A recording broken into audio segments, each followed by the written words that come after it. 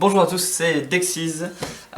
Aujourd'hui, petite vidéo sur la présentation du coup et l'ouverture d'une boîte, de la boîte du dévastateur de Duel.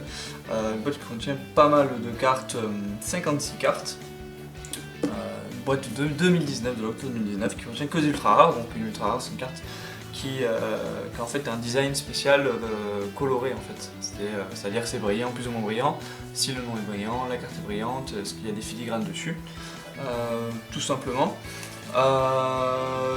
Sur ces cartes-là, il y a quelques-unes qui nous intéressent du coup pour le deck du Dragon Blanc. C'est surtout aussi pour ça que on va faire une présentation. Donc, il va y avoir du coup l'opening. Puis après, du coup, voir un petit peu quelle carte coûte combien, savoir comment ça se passe. Puis après, du coup, on va dire comment ça peut s'inclure dans un deck Blue Eyes, donc dans le deck Blue Eyes de la précédente vidéo. Voilà, on va faire un petit générique et on se retrouve après.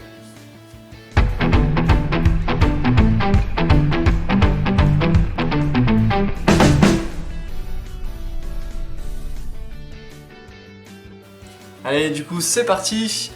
Donc on va ouvrir la boîte, donc j'ai enlevé juste le filigrane. Donc je vous montre juste le décor, donc c'est un truc assez loli japonais. Tout simplement, Yuga pas vraiment, enfin Konami n'avait pas vraiment sorti ce type de design avant. Donc voilà, voilà, ça reste depuis japonais, donc c'est une jolie boîte, donc ça servira pour mettre les cartes dedans, des choses comme ça. Donc ça y est, on l'ouvre, tac, donc comme on voit, c'est en fait une boîte, on va dire, de rangement. Je sais pas si un deck ça rentre sur le truc. Quand je vais prendre le deck de Blue Eyes, hop. Donc on peut le faire rentrer voilà, comme ça. Bon, je sais pas trop comment je vais m'en servir, on verra bien. Donc qu'est-ce qu'on a dans cette boîte? Donc on a hop un deck qui est ici, donc avec toutes les cartes, donc 56 je crois. Plus du coup des cartes à placer du coup au centre du jeu. Donc je sais pas, j'ai pas les bonnes. Je pense pas que j'ai le bon tapis, mais en gros ça se place tout simplement. Tac, on va l'ouvrir. Tac. Je vais dire la boîte. C'est comme ça. Donc voilà, c'est des cartes des personnages qui sont là, donc les fantômes. C'est pas, voilà, c'est des cartes simples pour mettre dans le centre, donc j'imagine que ça se met ici, comme ça, pour donner les extra decks. Donc c'était avant la règle en fait qui change les pendules, tout ça. Donc est-ce qu'on va s'en servir? Non, c'est plus de la collection, c'est plus de la déco, ça nous intéresse pas trop, on va dire. Donc voilà, c'est joli, ça reste joli, mais c'est tout. Tac. On va du coup maintenant ouvrir le deck. Donc 56 cartes, on va voir les cartes qui nous intéressent. Et donc là je vais ouvrir le paquet de cartes parce que j'ai un peu galéré, je vous le cache pas. Donc voilà, on a pas mal de trucs qui pourront nous servir que des ultras. J'ai regardé un petit peu les codes card market, ça vaut pas très haut ce qui va nous intéresser. Du coup, donc là nous avons le gros fantôme et lapin des neiges que j'ai déjà dans le deck aux yeux bleus. Donc j'ai en fait une autre carte. Donc celle-ci, franchement, elle est sympa à mettre directement dans son side deck, je pense. Ça va permettre on peut défausser cette carte pour annuler un effet, pour détruire pardon une carte. Donc ça annule pas un effet mais c'est quand même pas mal. Donc ça va. Après du coup j'ai le faucheur fantôme et cerise blanche. Donc si votre adversaire contrôle plus de monstres que vous pouvez défausser cette carte. On peut regarder l'extra deck de l'adversaire, puis bannissez toutes les cartes de son extra deck qui a les mêmes cartes que vous avez montrées. Donc ça va moins nous servir déjà. C'est plus dans les decks très précis ou des mirrors. Donc c'est pas le must. Nous on joue un deck un peu rogue qui n'est pas vraiment dans la méta. Ça va pas nous servir pour l'instant. Après du coup nous avons Floraison des Cendres, donc ça c'est la carte la plus importante du deck. Clairement. C'est-à-dire que c'est une carte qui peut annuler l'effet d'un monstre ou d'une effet ou d'une magie. Donc ça c'est très fort. Très fort, utilisé partout. Donc ça c'est la carte la plus chère, je crois qu'elle est à 15 € cette carte. Donc c'est très fort et très utile. Après nous avons la beauté fantôme. Celle-ci aussi c'est pareil, ça va être dans le cadre de la faucheur. On peut défausser cette carte pour annuler l'activation. Mais en gros c'est des effets qui sont moins utilisés par les joueurs dans la méta actuelle que H. ça s'appelle H. Donc on peut toujours le mettre dans le side deck, ça peut rentrer, mais pour l'instant ça va pas trop nous aider. On va le mettre ici. Après il nous reste du coup 2 fantômes, donc nous avons la fille fantôme et Condoyer effrayant. Donc ça aussi encore, on peut défausser une carte. Ça va être des gains de life point, donc ça va pas nous être utile pour l'instant, ça va rester au placard jusqu'à quand on trouve une utilité. Avec 3 étoiles, en tout cas dans mon deck, pas d'utilité. Elle est vraiment pas utilisée. Pareil pour la floraison rouge, pas du tout utilisée, en plus c'est un monstre démon, donc c'est très peu utilisé comme archétype. On peut cibler une carte magie et piège dans le sac cimetière et le bannir, et après on peut l'invoquer spécialement. Donc c'est pas un synthoniseur, donc ça va pas nous servir. Après on peut sacrifier la carte, cibler un monstre fusion, synchro, X6 ou lien dans l'un des cimetières, et on peut bannir la cible. Donc c'est pas fou, ça peut aller dans le side deck, mais franchement c'est pas fou. Ça veut dire qu'il faut l'invoquer, attendre le tour suivant, la protéger et après faire son effet. Donc ça va aller directement dans les cartes peu utilisées. Après du coup on va voir du coup, tac, je mets ça ici, les synchros. Donc ainsi qu'une pendule ici. Donc ici, qu'est-ce qui va nous intéresser? Ce qui va nous intéresser, ça va être le poussière d'étoile, qu'on a déjà d'ailleurs, je crois, l'étincelant poussière d'étoile. Donc après c'est toujours une carte ultra rare, regarde, bon, ça fait plaisir, donc on va la prendre dans l'extra deck. Ce qui fait plaisir, c'est loup dragon rose noir, limité à un exemplaire, très fort, qui permet tout simplement de détruire toutes les cartes sur le terrain quand elle est invoquée. Donc ça pèse dans le milieu. Et après pour les autres cartes, c'est pas vraiment ça. C'est pas vraiment ça. C'est vraiment très situationnel. Le monstre pendule, on ne joue pas pendule, du coup je vais pas m'attarder. Ça part direct dans les decks de construction. Et puis les autres, c'est pas non plus la folie. On pourra peut-être utiliser le dragon méca vermillon, mais c'est pas fou, parce qu'elle a 8 étoiles, mais c'est pas fou. Donc toutes le reste des cartes, au pire je les mettrai sur votre écran pendant l'explication, mais ça reste très léger. Tac, du coup on les met dans le deck. On va passer du coup au X6, donc le X6 qui invoque avec des rangs. Tac.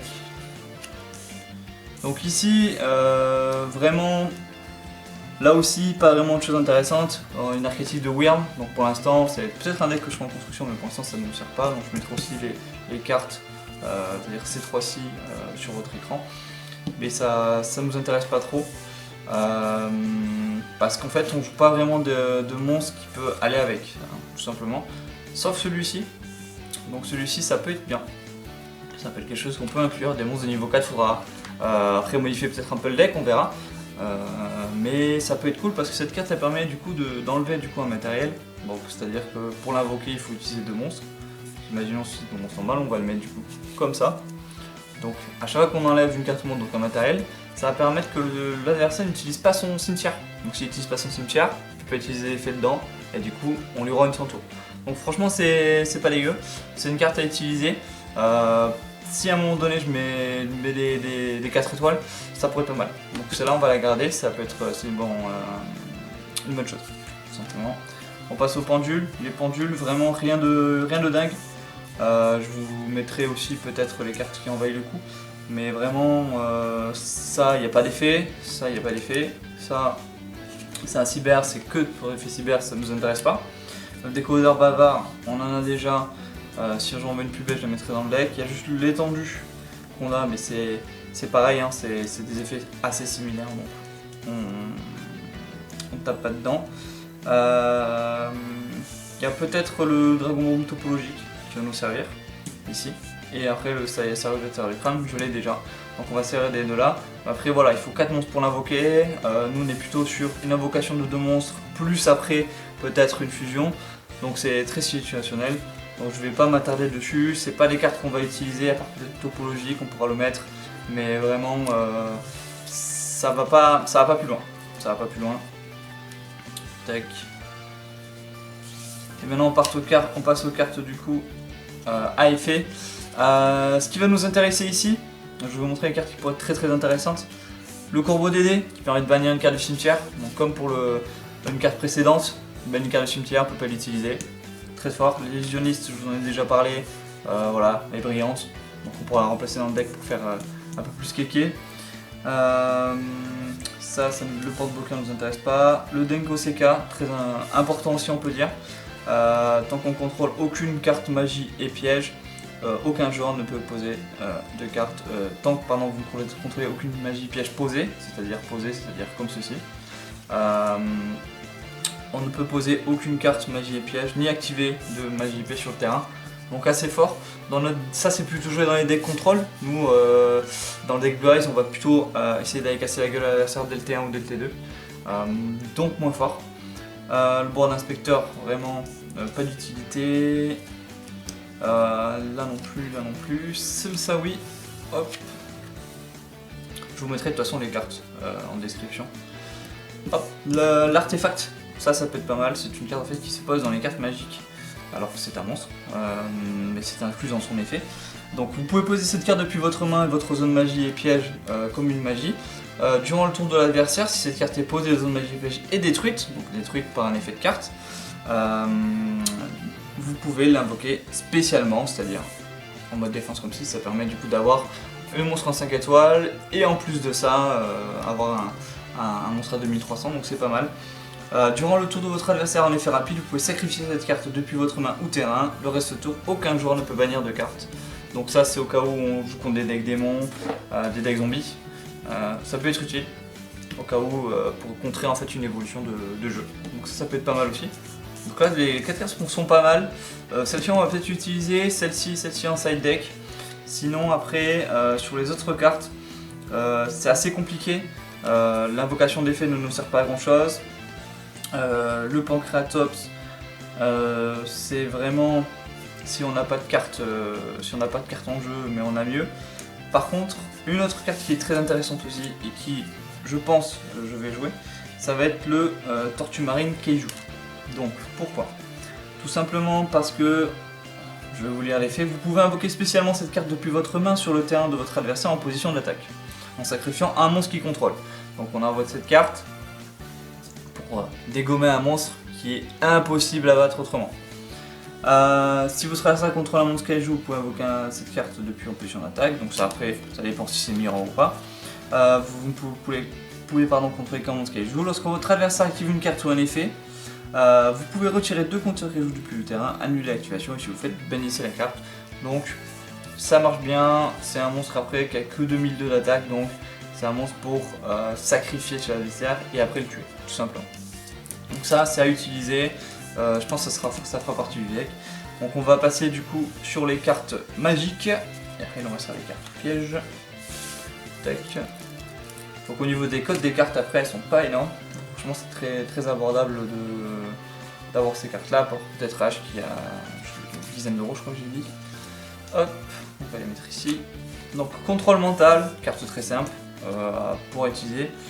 Le canon ondulatoire va pas nous servir du tout, ce qui permet en fait de payer des life points pour après un shield life points. La super polymérisation, ça peut être utilisé, mais dans notre cas c'est défausser une carte invoquée par mesure à un monstre fusion depuis votre extra deck en utilisant des monstres depuis le terrain comme matériel fusion.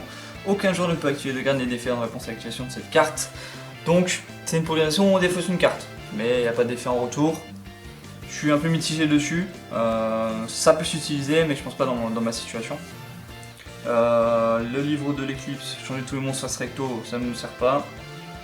Le cimetière silencieux qui permet de défausser une carte, les effets de cartes dans le cimetière sont désactivés, on a mieux qui est déjà présent.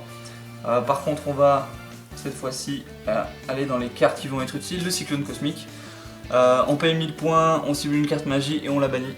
Très fort, c'est-à-dire qu'il ne peut pas activer les effets si c'est sur le terrain ou dans le cimetière, c'est directement banni. Ça c'est un must-have à mettre dans le side deck. appelé par la tombe, on cible un monstre dans le cimetière, on le bannit et il ne peut pas activer ses effets ce tour. C'est-à-dire que si l'adversaire a une copie du monstre que vous bannissez, il ne peut pas activer les effets. Donc on retarde d'un tour les activations, très fort. Donc ça va être des cartes qu'on utilise pendant du coup les phases adverses, hein, c'est avec le petit spell ici. C'est pour ça. Donc ça c'est un must-have, c'est à mettre du coup dans le deck. Hop, on va du coup aller dans les pièges. Ça va moins nous servir dans notre deck, parce que nous, voilà, comme je vous dis, on joue vraiment dans l'agressivité. Mais on sait jamais, ça peut servir dans notre deck, et ça peut aussi servir au cas où on se fait poutrer la gueule et qu'on veut jouer un petit peu plus contrôle, tout simplement. La zone de dimension parallèle, les monstres envoyés au cimetière sont bannis à la place, ça peut être bien, ça peut être bien. Typhon, ciblez une carte magie piège face à tout sur le terrain et détruisez-le.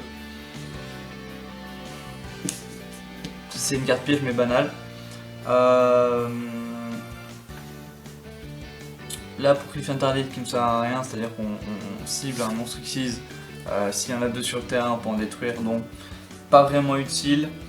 La barrière dimensionnelle, plus pour les decks contrôle, on cible une carte Xyz, fusion ou synchro, et on peut pas, l'adversaire et moi pour d'invoquer de monstre ce tour là, donc là c'est vraiment situationnel. Si vous savez que votre adversaire il joue que sur des ligues, non les ligues c'est pas possible, mais que sur des fusions, bah voilà, vous pouvez dire fusion pendant ce tour, il n'invoque pas.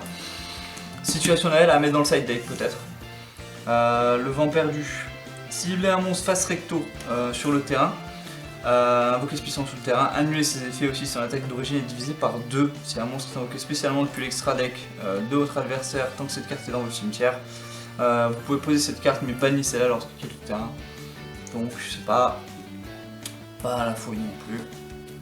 Violent roche de poussière, ciblez 2 magie pièges sur le terrain, détruisez-les, vous ne pouvez pas mener votre battle phase. Donc dans l'autre jeu, on veut mener les battle phase, on veut réduire les points de vie de l'adversaire à 0, ça nous sert pas. Le décret royal, vous ne pouvez activer aucune carte de piège tant qu'elle est sur le terrain. Très fort mais pas dans notre deck. Voilà, tout simplement c'est très fort, mais pas dans notre deck. On peut le mettre quand même dans le side deck, il faudra refaire un tri du side deck, pour au cas où on veut jouer un petit peu plus contrôle. Le parfum anti-magie, du coup on peut plus activer de carte magie depuis la main, il faut la poser et puis l'activer. Donc ça encore une fois très situationnel, mais pas chez nous. Il ne peut y en avoir qu'un, donc c'est une carte qui permet en fait d'avoir juste un seul type sur le terrain. Donc, pas vraiment notre situation. Le mouchard électronique, lorsqu'une carte UP est désactivée, annulez l'activation et si vous faites mélanger dans le deck, donc ça permet d'annuler une carte, de le mettre dans le deck de l'adversaire, mais après il pourra la réutiliser. Est-ce qu'elle est vraiment utile dans une méta où les parties se finissent en 4 tours? Je sais pas. L'assaut solennel, donc ça c'est très fort. Lorsqu'un ou plusieurs monstres vont être invoqués ou qu'un effet de monstre est activé, on paye 1500 points de vie et on annule l'activation ou on détruit la carte. Donc ça c'est assez fort. Ainsi que le redémarrage rouge.